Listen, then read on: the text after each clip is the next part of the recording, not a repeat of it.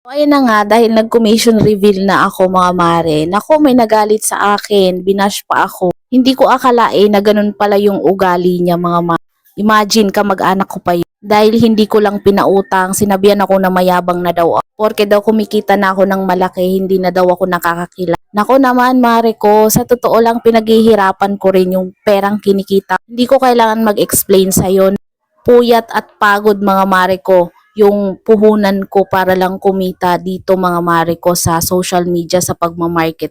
And yes mga mare, pinagmamalaki ko yun. At wala kang karapatan na husgahan kung ano man ang meron ako, kung sino man ako. Mangungutang ka na nga lang, hindi ka lang pinangutang, ganyan yung sasabihin mo sa akin. Imagine mga mare, degree holder pa siya, tas ganyan siya magsalita sa akin. Yung tipong may pinag-aralan pero parang tapos kung makapaghusga sa tao, kesyo wala akong tinapos ganito ganyan. Ganyan yung sasabihin sa akin. Dahil hindi ko lang pinautang. My God, Mare, magsikap ka kung gusto mong kumita ng pera, mga Mare. 'Di ba? Sa totoo lang, kung hindi ka magsisikap sa panahon ngayon, hindi ka kikita talaga ng pera. Aanihin mo yung pinag-aralan mo kung hindi ka marunong dumiskarte sa buhay.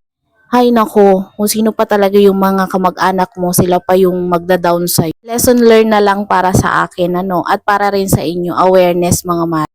Yung mga taong ganyan, hindi talaga pinagpapala ni Lord. Yung masyadong makapag, ano, sa kapwa nila tao kahit kamag-anak pa nila. Hindi ko na lang i-reveal kung sino ka. Karma na lang bahala sa